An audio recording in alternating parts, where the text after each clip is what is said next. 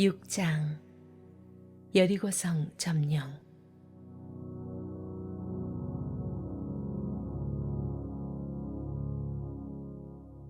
여리고는 이스라엘 백성 때문에 철통같이 닫혀 있었다. 들어가는 사람도 나오는 사람도 없었다. 하나님께서 여호수아에게 말씀하셨다. 잘 들어라. 내가 여리고를 그 왕과 정예 부대와 함께 이미 너에게 넘겨주었으니 너는 이렇게 하여라. 너희 모든 군사들은 그 성 둘레를 따라 행진하여라.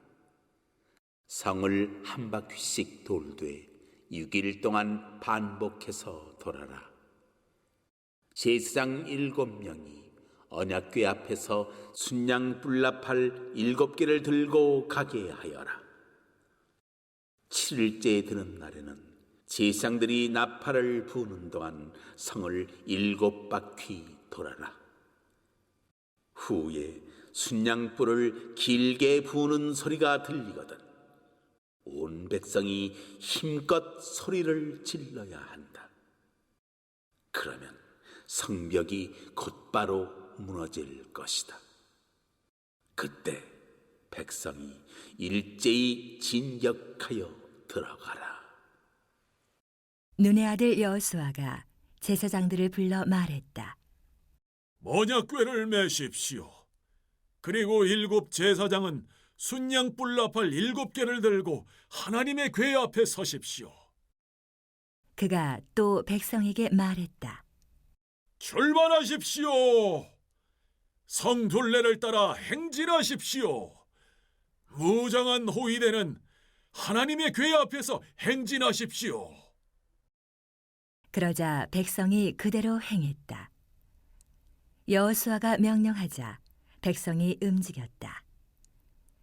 7 제사장은 순양 뿔나팔 7개를 들고 하나님 앞에서 출발했다. 그들은 하나님의 언약궤 앞에 서서 나팔을 불었다.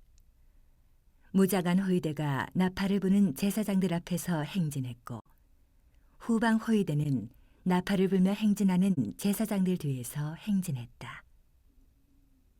여호수아가 백성에게 명령했다. 소리치지 말고 말도 하지 마십시오. 내가 외치라고 할 때까지는 속닥거리지도 마십시오. 외치라는 명령이 들릴 때에 힘껏 외치십시오. 여호수아는 하나님의 궤를 보내어 성 둘레를 돌게 했다. 궤는 성을 한 바퀴 돌고서 진으로 돌아와 진 안에서 밤을 보냈다. 여호수아는 이튿날 아침 일찍 일어났고 제사장들은 하나님의 궤를 맸다.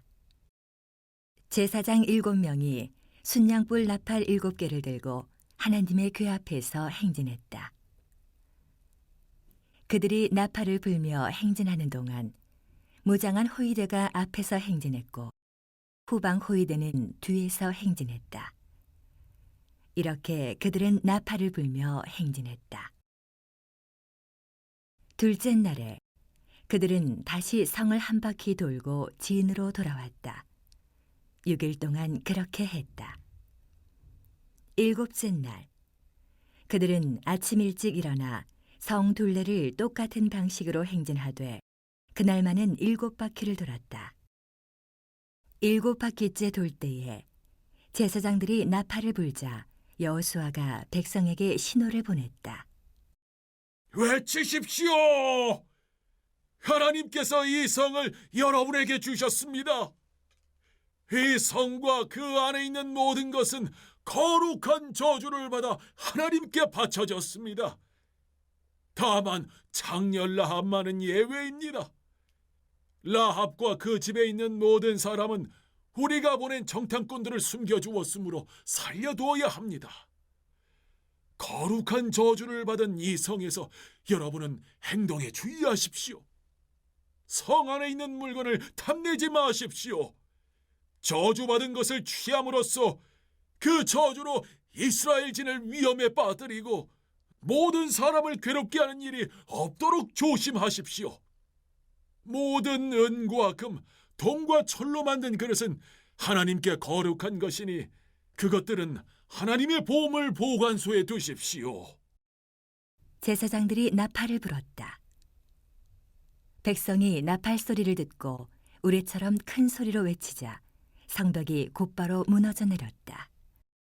백성은 곧장 성 안으로 달려들어가 그 성을 차지했다. 그들은 성 안의 모든 것을 거룩한 저주 아래 두어 남녀노소와 소와 양과 나귀를 가리지 않고 죽였다. 여호수아는 전에 그 땅을 정탐했던 두 사람에게 명령했다. 그대들이 약속한 대로 그 장녀의 집에 들어가 그녀뿐 아니라 그녀와 관계된 사람들을 모두 구하시오. 젊은 정탐꾼들이 들어가서 라합과 그 부모와 형제, 곧 그녀와 관계된 사람들을 모두 데리고 나왔다. 온 가족을 데리고 나와서 이스라엘 진 밖의 한 곳에 있게 했다. 그리고 성과 그 안에 있는 모든 것을 불살라 버렸다.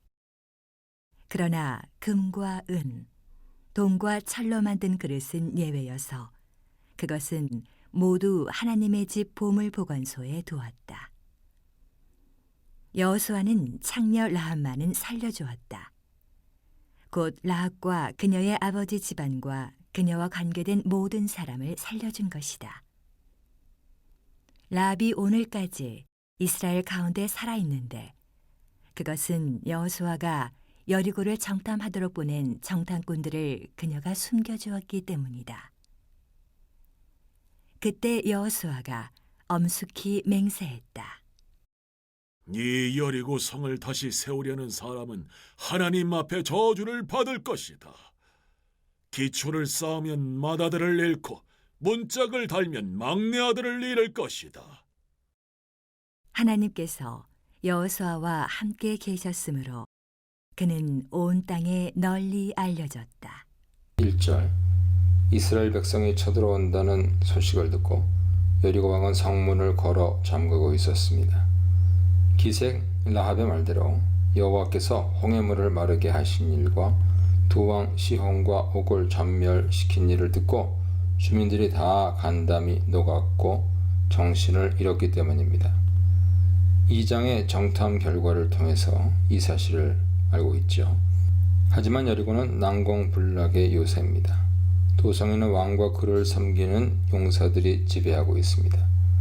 여리고 도성이 문을 굳게 잠그면 아무도 들어가 함락시킬 방법이 없습니다. 인간의 눈으로 보면 절벽 같은 상황을 만난 것이죠. 2절로 7절입니다. 여리고 도성이 농성에 들어가자 난처한 입장에 빠진 여호수아에게 여호와께서 친히 작전을 지시해 주십니다. 하나님이 마련하신 작전은 그들이 심리적 공황 상태에 빠져 있음을 이용한 작전입니다. 즉 심리전을 필두로 발동된 정복 전략이죠. 하나님께서는 하루에 한 바퀴씩 성을 돌고 7째 날에는 7바퀴를 돌되 결정적인 순간에 나팔 소리와 함성으로 여리고 성을 함락시키라고 명령하십니다. 하나님은 먼저 이 명령을 여호수아에게 전달하시고 여호수아는 백성에게 이 명령을 전달합니다. 적의 상태를 잘 알지 못하는 자가 아니면 결코 사용할 수 없는 이례적인 방법일 뿐 아니라 금세 상대방의 공격을 받을 수 있는 어리석어 보이는 작전입니다. 성 둘레가 600m에 불과했으니 느긋하게 돌아도 20분이면 마칠 수 있었습니다. 이것이 승리의 비결이라고 믿는 바로 그 믿음이 승리를 가져다 줄 것입니다. 인간의 계산과 판단을 넘어선 하나님의 전략을 의지하는 길만이 가나안 정복의 기름을 알려주는 모델 전투가 바로 여리고 전투입니다. 여기 4절에 제사장 7이 7 양각 나팔을 잡고 언약궤 앞에 서라고 하시는데 양각 나팔이란 쇼파르와 요벨을 합친 용어입니다. 이것을 요벨 나팔이라고 지칭하여서 희년에 부는 나팔이라고 이해하면 좋습니다. 이 두 용어는 신의 산 신현과 희년법에 한정되어 언급됩니다. 이러한 용리로 비추어 볼 때 여리고 함락기는 하나님께서 친히 개입하신 신현 사건인 동시에 토지의 해방과 회복을 이룩하는 희년 사건으로 이해해야 할 것입니다. 제사장들이 나팔을 붑니다. 동사 타카는 나팔을 부는 동작을 가리키죠. 오경에서 이 동사는 이스라엘이 시내산을 출발하여 바란 광야로 나아갈 때 나팔을 부는 장면에 나옵니다. 그 후로 전혀 나오지 않다가 여기서 무려 9차례나 다시 집중적으로 언급됩니다.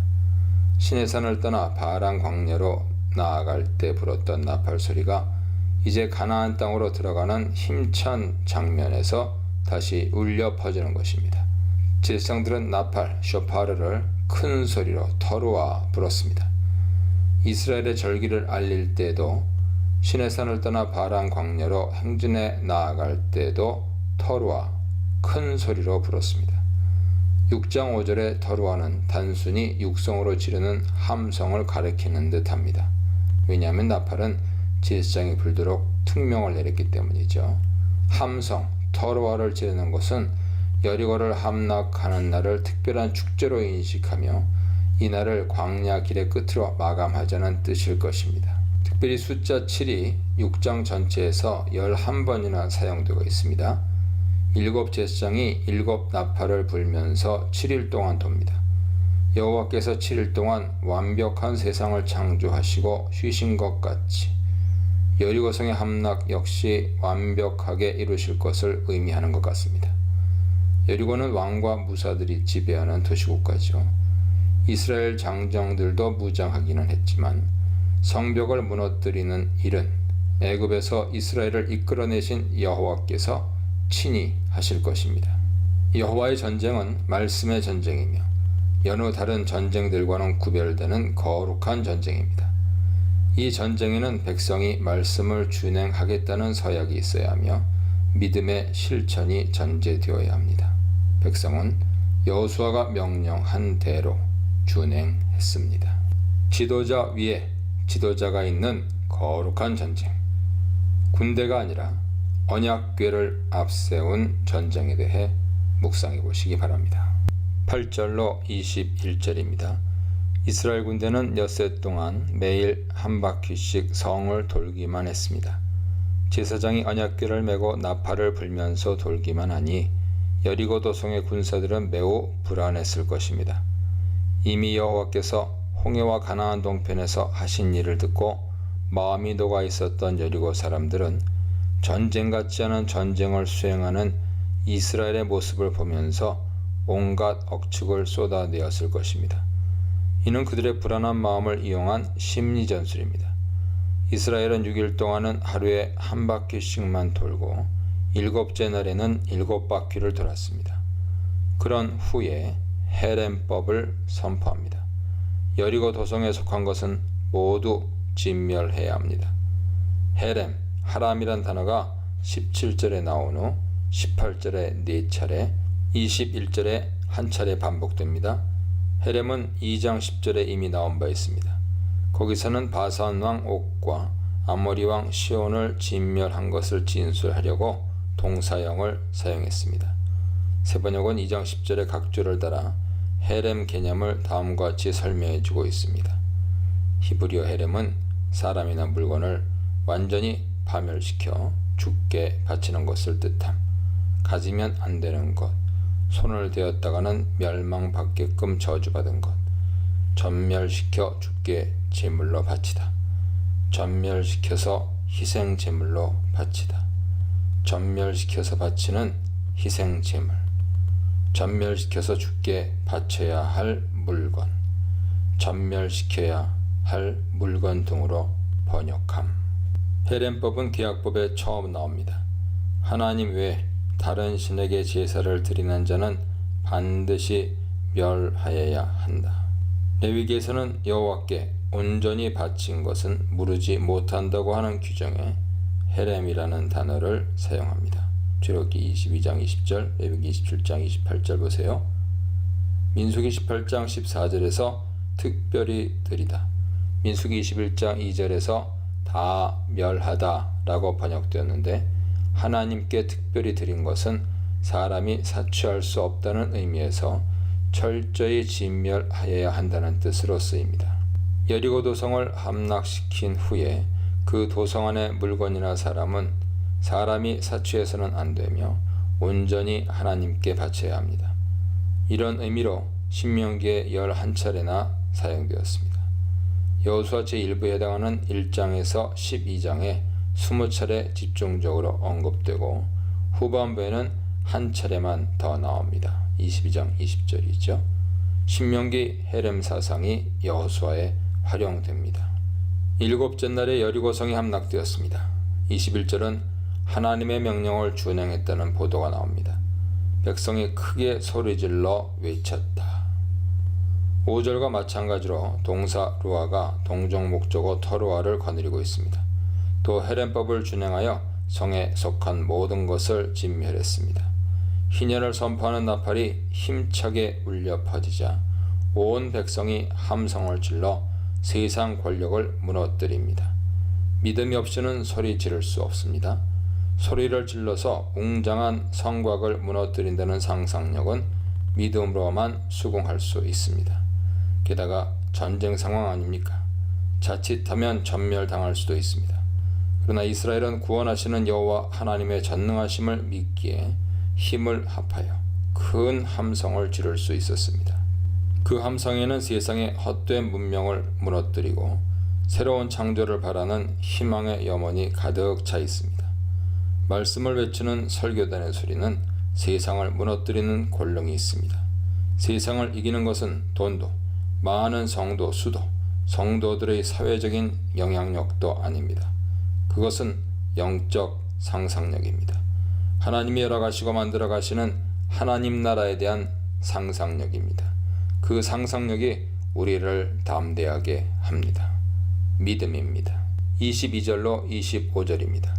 모든 것을 진멸하라는 명령에 따라 여리고 도성의 모든 사람을 죽이고 물건은 불태우거나 여호와의 곳간에 보관해야 합니다. 그러나 진멸 대상에서 제외해야 할 사람들이 있습니다. 일찍이 기생 라합은 정탐꾼 2사람이 여리고 도성에서 쫓길 때 숨겨준 적이 있었죠. 그때 정탐꾼들은 라합의 식구들을 구해주기로 약속한 바 있습니다. 라합의 가족과 친족들은 가나안 주민이지만 라합이 여호와 하나님을 경외하였기 때문에 진멸 대상에서 제외되었습니다. 그래서 저자는 여리고성의 함락 이후에 라합의 안전에 각별한 신경을 쓰고 있습니다. 그녀와 그녀의 가족들이 죽음을 면하게 된 것은 믿음의 결과입니다. 기생에 불과한 그녀의 신앙을 받으시는 하나님, 비천한 그녀와 한 약속을 그대로 이행하도록 자비를 베푸시는 하나님의 은혜가 빛나고 있습니다. 가나안 원주민이라 할지라도 하나님 나라에 투항한 사람은 믿음으로 이스라엘 백성이 될 수 있음을 라합은 보여주고 있습니다.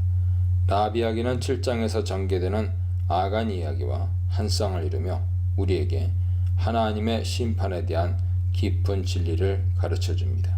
여리고성은 여호와께 바쳐졌습니다. 그런 와중에도 라합과 그녀의 가족은 살 수 있었습니다. 이는 아무리 한 도시가 죄악에 속했고 그 백성이 모두 심판을 받아 죽어야 할 자리에 이른다 해도 하나님은 항상 신실한 자들에게 자비를 베풀어 살리실 준비가 되어 있음을 보여줍니다. 반면에 아간은 하나님의 자녀지만 하나님의 것을 훔쳐서 그는 물론이고 그의 자녀들과 그가 소유한 짐승들까지 아골 골짜기에서 돌에 맞아 죽게 됩니다. 그의 가정이 헤렘을 당한 것이죠.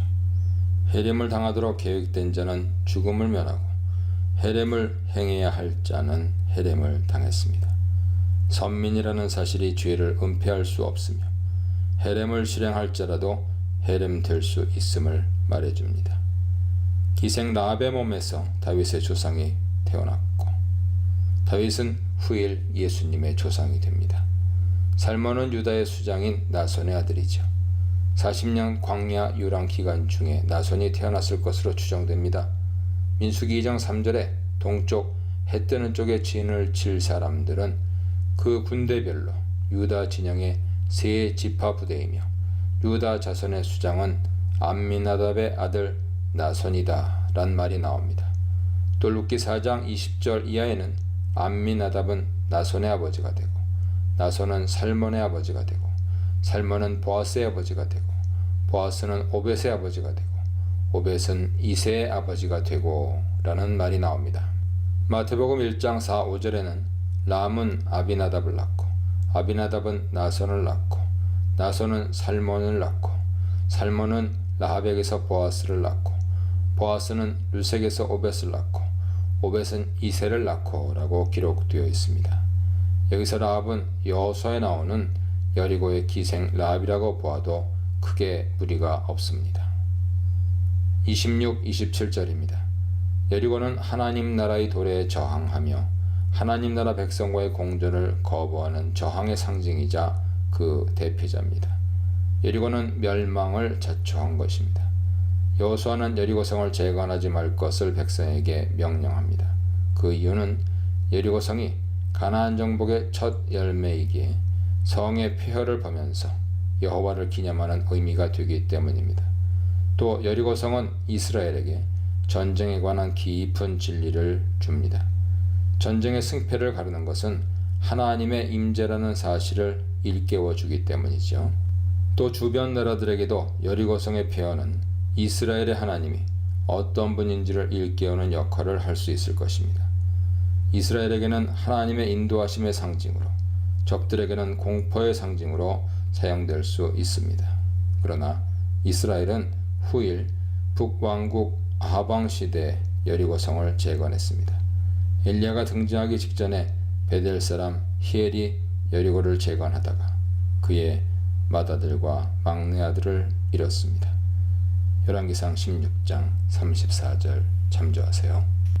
조용히 할 때와 소리칠 때, 취해야 할 것과 복원해야 할 것, 구원해야 할 것과 진멸해야 할 것에 대해 묵상해 보시기 바랍니다.